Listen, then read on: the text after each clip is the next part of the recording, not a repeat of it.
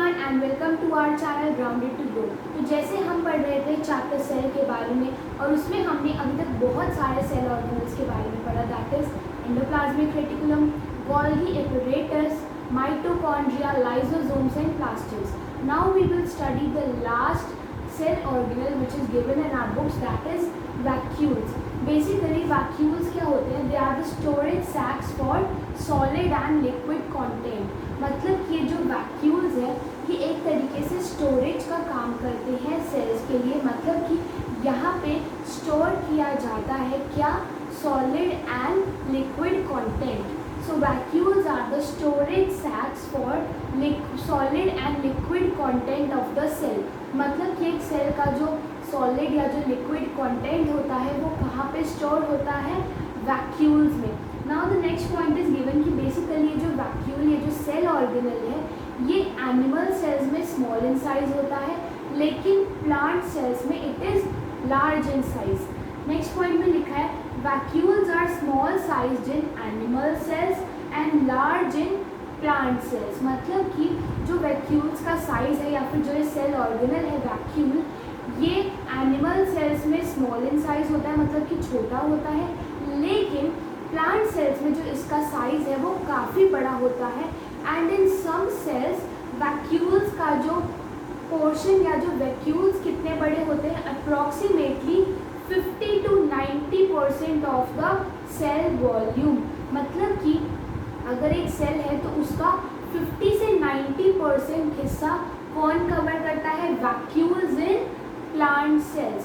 सो plant cells में basically जो vacuoles हैं वो लार्ज होते हैं, मतलब कि बड़े इन साइज होते हैं, और कुछ प्लांट सेल्स में तो जो वैक्यूल्स हैं वो 50 to 90% of the cell volume cover करते हैं। लेकिन एनिमल सेल्स में ये जो वैक्यूल्स हैं they are small in size.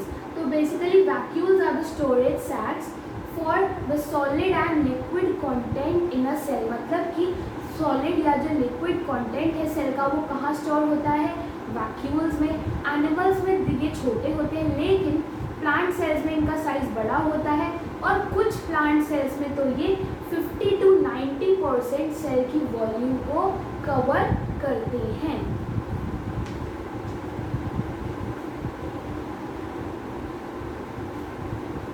Now the next topic is given कि बेसिकली जो वैक्यूल्स हैं ये प्लांट सेल्स में अगर इतने लार्ज स्केल पे या फिर इतने बड़े होते हैं तो आखिर इनका ऐसा क्या फंक्शन है, या फिर ये प्लांट सेल्स के लिए इतने इम्पोर्टेंट क्यों है कि इनका साइज जो है वो प्लांट सेल्स में इतना बड़ा होता है। So basically some of these are the points. Basically जो वैक्यूल्स प्लांट सेल्स में होते हैं they are full of cell sap, right. तो जो वैक्यूल्स होते हैं they are full of cell sap. Next they provide turgidity and rigidity to the plant cell. हमने पढ़ा था कि जो सेल वॉल होती है that also provides turgidity to the plant cell. मतलब कि अगर बेसिकली जब हमारा प्लांट सेल ऑस्मोसिस के बाद एक्सपैंड होगा तो उस एक्सपेंशन को कौन रोकने में मदद करता है? सेल। लेकिन सेल वॉल के साथ साथ इस प्रोसेस को, यानी कि जो एक्सपेंशन होता है जब प्लांट सेल का, उसको रोकने में और कौन मदद करता है? Vacuoles. So vacuoles basically they also provide turgidity and rigidity to the plant cell.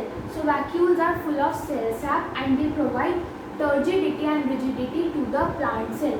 Now the next point is हमने पढ़ा था कि जो vacuoles हैं they are storage sacs, मतलब कि उनमें स्टोर किया जाता है सॉलिड और लिक्विड कंटेंट्स। अब बेसिकली इसमें लिखा हुआ है कि जो वैक्यूल्स होते हैं प्लांट सेल्स के उनमें बहुत इंपॉर्टेंट सब्सटेंसेस स्टोर होते हैं जो एक प्लांट की, जो प्लांट सेल का जो सर्वाइवल है उसके लिए इम्पॉर्टेंट होते हैं। मतलब कि एक प्लांट सेल को सर्वाइव करने के लिए या फिर डिफरेंट एक्टिविटीज़ परफॉर्म करने के लिए जो जो सब्सटेंसेस चाहिए उनमें से बहुत सारे इम्पॉर्टेंट सब्सटेंसेस कहाँ पे स्टोर होते हैं? वैक्यूल्स में, right. So vacuoles, there are many important substances which are stored here, that is in the vacuoles, like amino acids, sugars, proteins और other organic materials। तो हमने पढ़ा कि वैक्यूल्स क्या होते हैं? स्टोरेज सैक्स जिसमें सॉलिड और लिक्विड कंटेंट स्टोर होता है। एनिमल सेल्स में वो छोटे होते हैं और प्लांट सेल्स में बड़े होते हैं। प्लांट सेल में वो क्या क्या करते हैं?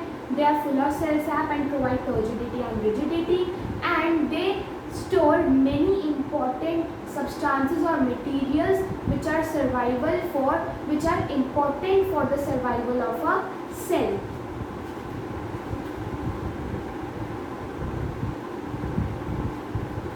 तो अभी हमने पढ़ा कि जो वैक्यूल्स है वो प्लांट सेल्स में क्या क्या फंक्शंस परफॉर्म करते हैं। हमारी बुक में हमें ये भी दिया हुआ है कि बेसिकली जो यूनिसेल्युलर ऑर्गेनिजम्स होते हैं या फिर जो वन सेल्ड ऑर्गेनिजम्स होते हैं, मतलब कि वो लिविंग ऑर्गेनिज्म जिनका सिर्फ एक सेल होता है, उनमें वैक्यूल्स क्या रोल प्ले करते हैं। बेसिकली सबसे पहले हमें अमीबा के बारे में दिया हुआ है। Amoeba is a unicellular organism. तो बेसिकली जो अमीबा का फूड होता है वो कहाँ पे स्टोर होता है? फूड वैक्यूल्स में। मतलब कि बेसिकली जो अमीबा है unicellular organism, it has food vacuoles which contain the food items that amoeba has consumed. मतलब कि ये जो यूनिसेल्युलर ऑर्गेनिज्म है अमीबा, इसने जो फूड कंज्यूम किया होता है वो कहाँ पे स्टोर होता है?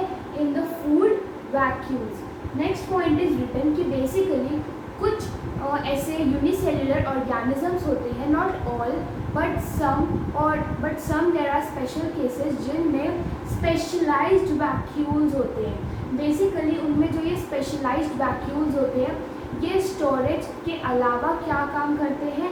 Expelling the excess water and waste from the cell. मतलब कि हमने अभी तक पढ़ा कि जो वैक्यूल्स है उनका रोल क्या होता है? स्टोर करना लिक्विड और सॉलिड कंटेंट्स को। लेकिन कुछ यूनिसेल्युलर ऑर्गेनिजम्स में जो वैक्यूल्स हैं वो अलग तरीके का रोल भी प्ले करते हैं, यानी कि जो सेल के अंदर से वेस्ट जनरेट होता है या जो उसे अपने सेल के बाहर एक्सक्रीट आउट करना होता है, उन सब में कौन हेल्प करता है? वैक्यूल्स। सो हमने वैक्यूल्स के बारे में पढ़ा। They are the storage sacs. Animal cells में वो स्मॉल इन साइज होते हैं एंड प्लांट सेल में they are large in size. Plant cells में they are full of cell sap and provide turgidity and rigidity to the cell, and vacuoles in plant cells have stored many important substances for the plant cells. फिर हमने पढ़ा कि unicellular organisms क्या होते हैं, यानी कि जिनका वन सेल होता है जो उसी सेल की मदद से अपनी सारी एक्टिविटीज़ परफॉर्म करते हैं ताकि वो जिंदा रह सकें। नाउ यूनिसेल्युलर ऑर्गेनिजम्स में एक होता है organism that is amoeba. Amoeba जो फूड कंज्यूम करता है वो कहाँ पे स्टोर करता है? फूड वैक्यूल्स में।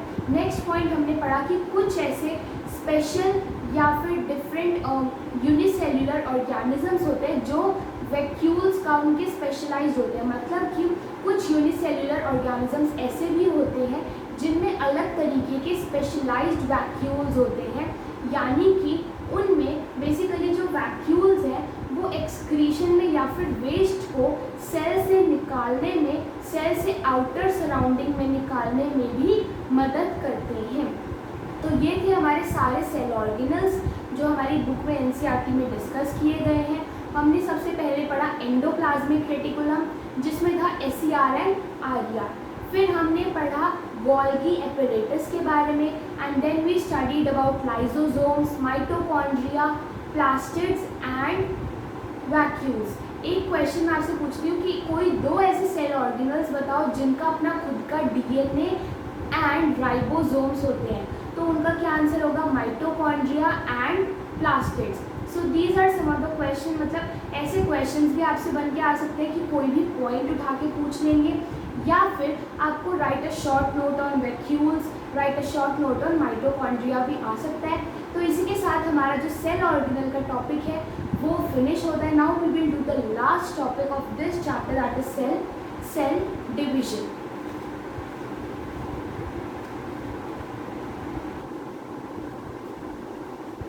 Now the next topic is cell division. Basically इसको समझने से पहले मैं एक चीज़ पूछना चाहती हूँ, डिस्कस करते हैं। लाइक सपोजिंगली जो नॉर्मल ह्यूमन बींग्स हैं they face death because life is immortal, right? So basically they face death and new ones are even born at the same time. मतलब कि अगर कोई इस दुनिया से जाता है तो कोई इस दुनिया में आता भी है ना, राइट? तो वैसे ही कुछ सेल्स के साथ भी होता है, मतलब कि ऐसा तो है नहीं कि एक जो सेल है वो लाइफ टाइम चलेगा या फिर उसकी डेथ ही नहीं होगी या फिर वो इंजर्ड ही नहीं होगा। ऐसा जो हमारे साथ ऑर्गेनिजम्स के साथ होता है, लाइक वी गेट इंजर्ड और we need to get some parts replaced और वी नीड टू ग्रो और we get old, all that happens with the cells also because cells are also living organisms। तो जैसे कि जो human beings हैं या जो एनिमल्स होते हैं उनको क्या कहते हैं, अपने आप को आगे बढ़ाने के लिए या फिर जब वो ओल्ड हो जाते हैं, डेड होने वाले होते हैं, so they give birth to their new ones, ताकि जो उनकी जनरेशन है वो चलती रहे। सिमिलरली कुछ प्रोसेस होता है सेल्स में। Basically the process by which new cells are formed is called cell division. मतलब कि जो एग्जिस्टिंग सेल्स हैं उनसे जब न्यू सेल्स बनते हैं that is called cell division. Human beings में क्या होता है, parents give birth to their offspring, या फिर एनिमल्स में यही होता है ना, parents give birth to their offspring. वैसे ही सेल्स में होता है कि जो सेल्स हैं उनसे जब न्यू सेल्स फॉर्म होते हैं that is called cell division. Basically cell division दो तरीके से होती है, that is meiosis and mitosis. तो cell division can be of two type, that is meiosis and mitosis. अब बेसिकली सेल डिवीजन एक बार फिर से हम रिवाइज करते हैं, होता क्या है, जो सेल्स जब पुराने हो जाते हैं या फिर दे गेट इंजर्ड, ओल्ड, या फिर जब उनकी डेथ होने वाली होती है उन सेल्स की, सो उनको रिप्लेस करने के लिए, मतलब उनकी जगह हमें न्यू सेल्स चाहिए। So that's why the process by which new cells are formed to take the place of the old cells that is called cell division.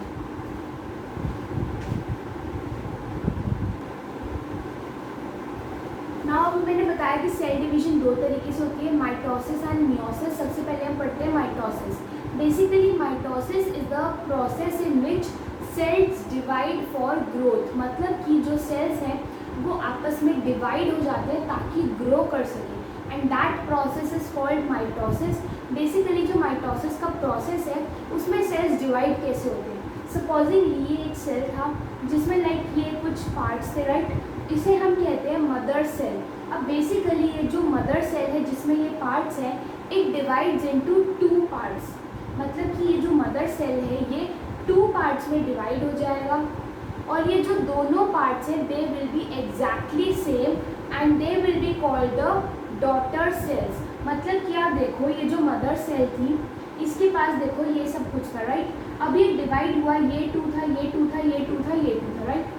तो ये जब डिवाइड हुआ तो जो सारे पार्ट्स थे they get equally divided among both the offspring and these both are called the identical daughter cells. Okay, तो mother cell थी एक, बेसिकली जो सेल डिवाइड होता है उसे हम मदर सेल कहते हैं, and that cell gets divided into two parts, और जो दोनों पार्ट्स हैं दे आर सेम लुकिंग और आइडेंटिकल, और इन दोनों आइडेंटिकल जो डिवीजन के बाद आए हैं उन्हें हम कहते हैं डॉटर सेल्स। देखो आप देख सकते हो कि ये दोनों में जो भी पार्ट्स हैं वो सेम है। इसमें भी दो पार्ट्स ऐसे डॉट डॉट वाले हैं और ये दो बिना डॉट वाले, तो ऐसे जो भी स्ट्रक्चर होता है वो इन दोनों में सेम होता है। मतलब कि जो मदर सेल है वो दो इक्वल पार्ट्स में डिवाइड हो जाती है, और दोनों इक्वल पार्ट्स को हम क्या कहते हैं, daughter cells.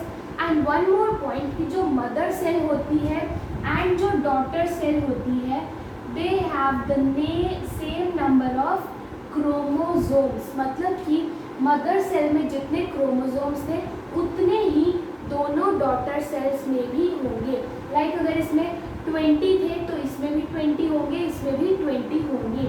So mother cell and the daughter cells have the same number of chromosomes.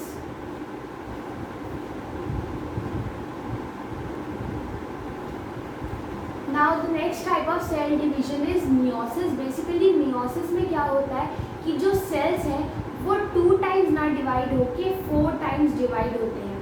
Mitosis में हमने देखा कि जो मदर सेल है वो 2 आइडेंटिकल डॉटर सेल्स में डिवाइड हो जाती है, लेकिन मियोसिस में जो मदर सेल है that gets divided into 4 daughter cells. So this is the major difference between mitosis and meiosis. Mitosis में क्या होता है, मदर सेल जो है वो 2 डॉटर सेल्स में डिवाइड होती है, लेकिन मियोसिस में मदर सेल जो है वो 4 डॉटर सेल्स में डिवाइड होती है. अब बेसिकली ये कैसे होता है, मदर सेल जो है वो पहले 2 पार्ट्स में डिवाइड होगी, राइट, जैसे नॉर्मल माइटोसिस में होता है, and then it will further get divided into 2 more parts. मतलब कि ये जो दोनों थे ये भी 2 पार्ट्स में डिवाइड हो जाएंगे. सो अल्टीमेटली हमारे पास ये 4 डॉटर सेल्स आ जाएंगी.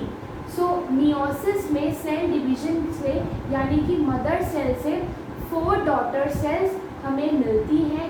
And one more difference is कि मदर सेल और जो डॉटर सेल होती है उनमें हाफ क्रोमोसोम्स होते हैं. माइटोसिस में क्या होता है, डॉटर सेल्स और जो मदर सेल होती है उनमें सेम नंबर ऑफ क्रोमोसोम्स होते हैं. लेकिन मियोसिस में जब मदर सेल 4 डॉटर सेल्स में डिवाइड होती है तब उस केस में मदर सेल और जो डॉटर सेल के क्रोमोसोम्स हैं they are half, right. So these are the 2 points of difference. Mitosis में 2 सेल्स में डिवाइड होते हैं, मियोसिस में 4 सेल्स में डिवाइड होते हैं. एंड माइटोसिस में मदर सेल और डॉटर सेल का क्रोमोसोम्स इक्वल होता है, लेकिन मियोसिस में इट इज़ हाफ. सो ये था लास्ट टॉपिक, सेल डिवीजन. इसी के साथ हमारा ये chapter that is cell finish होता है. इस चैप्टर में हमने बेसिकली क्या पढ़ा, सेल क्या होता है, it is a basic structural and functional unit. उसको किसने इंट्रोड्यूस किया था, रॉबर्ट हुक ने. फिर हमने सेल का स्ट्रक्चर पढ़ा और उससे पहले हमने कुछ एक्सपेरिमेंट्स वगैरह पढ़े. सेल के स्ट्रक्चर में 3 मेन चीज़ें होती हैं, cytoplasm, nucleus and cell membrane. Cell membrane जो आउटर कवरिंग होती है उसमें एक सेल वॉल भी आ जाती है प्लांट सेल्स में. फिर हमने उसमें पैसिव ट्रांसपोर्टेशन और एक्टिव ट्रांसपोर्टेशन पढ़ा. Then we studied about nucleus. Nucleus centrally located होता है, उसका भी एक पूरा स्ट्रक्चर होता है, न्यूक्लियर एनवेलप, उसके बीच में पोर्स, फिर उसके बीच में न्यूक्लियोप्लाज्म जिसमें क्रोमैटिन और न्यूक्लियोलस. फिर हमने पढ़ा साइटोप्लाज्म. साइटोप्लाज्म एक फ्लूइड होता है जिसमें बहुत सारे छोटे छोटे स्ट्रक्चर्स होते हैं which are called cell organelles.